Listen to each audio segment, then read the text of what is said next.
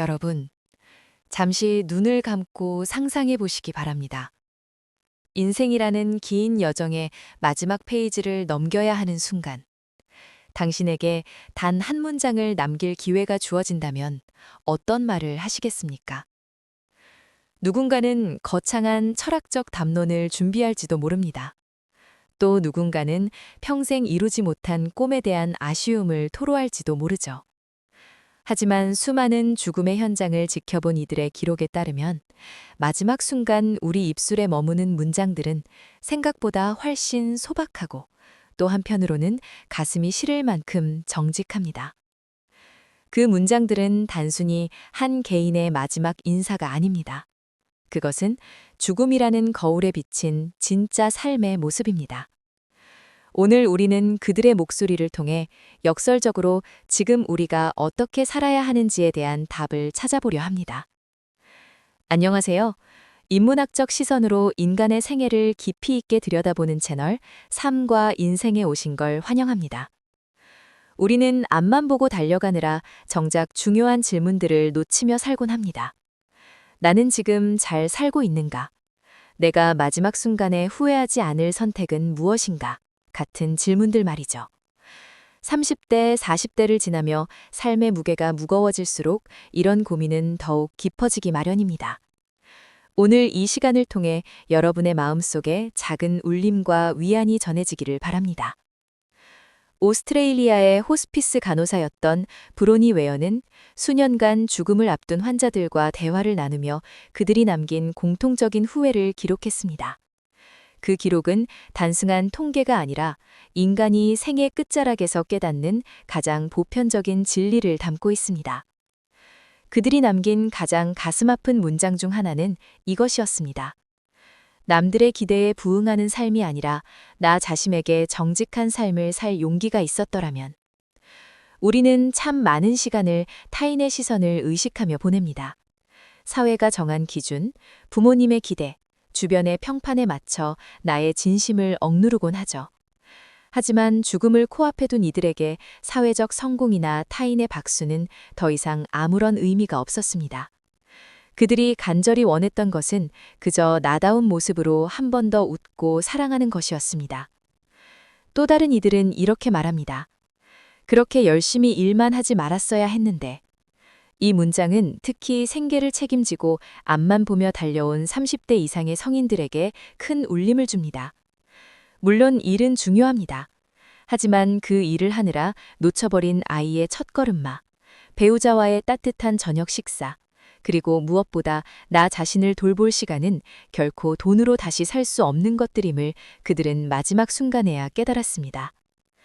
인문학자로서 제가 만난 수많은 텍스트 속에서도 죽음은 항상 관계와 사랑으로 수렴되었습니다. 고대 로마의 철학자 세네카는 인생은 짧은 것이 아니라 우리가 그것을 짧게 만드는 것이다 라고 했습니다.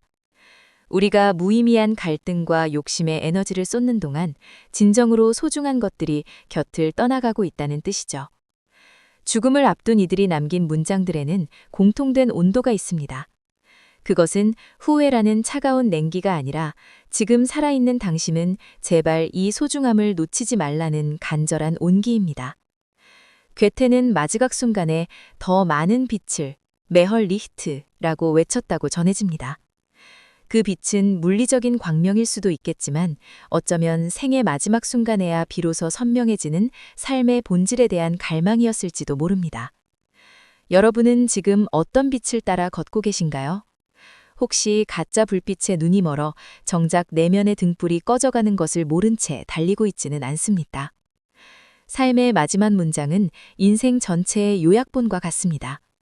그 문장이 아쉬움이 될지 아니면 감사가 될지는 지금 이 순간 우리의 선택에 달려 있습니다. 우리는 누구나 죽음을 맞이하지만 모두가 진정으로 삶을 살아가는 것은 아닙니다. 우리는 역사 속 위대한 인물들이 남긴 마지막 문장에서 때로 예상치 못한 위로를 얻습니다. 러시아의 대문학 안톤 체홉은 임종의 순간 오랫동안 샴페인을 마시지 못했군 이라는 말을 남기고 잔을 비운 뒤 세상을 떠났습니다. 죽음이라는 거대한 그림자 앞에서도 그는 생의 감각적인 기쁨과 소박한 여유를 놓지 않았던 것입니다. 이는 우리에게 생의 마지막이 비극적인 절규가 아니라 하나의 완성된 휴식이 될 수 있음을 보여줍니다. 반면 평생 죽음을 연구했던 엘리자베스 큐블러 로스는 죽음은 고통스러운 종말이 아니라 나비가 고치를 벗고 날아오르는 새로운 차원으로의 이동이라고 역설했습니다. 그녀의 마지막 문장들은 두려움보다는 호기심과 평온함으로 가득했습니다. 30대, 40대. 우리는 사회적 성취와 책임감에 짓눌려 오늘 일하는 샴페인을 즐기는 법을 잊고 살곤 합니다. 하지만 이들의 마지막 문장은 말합니다. 인생의 진리는 멀리 있는 거창한 목표가 아니라 지금 내 손에 들린 차 한 잔의 온기, 사랑하는 사람의 눈빛 속에 있다고 말이죠. 죽음을 기억하는 것은 결코 허무주의에 빠지는 것이 아닙니다. 오히려 가장 선명하게 생의 의지를 불태우는 인문학적 행위입니다. 이제 우리는 타인의 문장을 넘어 나의 삶을 채울 문장을 고민해야 합니다. 인문학적으로 죽음을 준비하고 오늘을 가치 있게 만드는 4단계 과정을 제안해 드립니다. 첫째, 메멘토 모리, 죽음을 기억하십시오. 내가 유한한 존재임을 인정할 때 비로소 불필요한 집착이나 갈등에서 자유로워질 수 있습니다. 둘째, 삶의 우선순위를 재정의하십시오. 죽음의 문턱에서 후회할 일들을 오늘 목록에서 지워나가는 연습이 필요합니다. 셋째, 표현되지 않은 사랑을 전하십시오. 마지막 문장에서 가장 많이 등장하는 단어는 미안하다와 고맙다입니다. 이 말을 마지막까지 아껴둘 이유는 없습니다. 넷째, 나만의 중심을 찾으십시오. 타인의 기준이 아닌 내 영혼이 기뻐하는 일을 단 한 가지라도 매일 실천하는 것이 존엄한 삶의 시작입니다. 여러분, 죽음은 삶의 끝에 붙은 마침표가 아니라 삶을 완성하는 마지막 한 조각의 퍼즐입니다. 오늘 우리가 살펴본 그들의 마지막 문장들이 여러분의 가슴 속에서 새로운 생의 동력이 되었기를 바랍니다. 지금 이 순간 여러분 곁에 있는 공기의 소중함을 느끼며 한번 크게 심호흡해 보십시오. 살아있다는 것, 그것만으로도 여러분은 이미 충분히 고귀한 존재입니다. 오늘 준비한 내용은 여기까지입니다. 채널 삶과 인생은 언제나 여러분의 깊이 있는 삶을 응원합니다. 긴 시간 함께 해주셔서 진심으로 감사합니다. 평온하고 존엄한 하루 보내시길 바랍니다. 안녕히 계세요.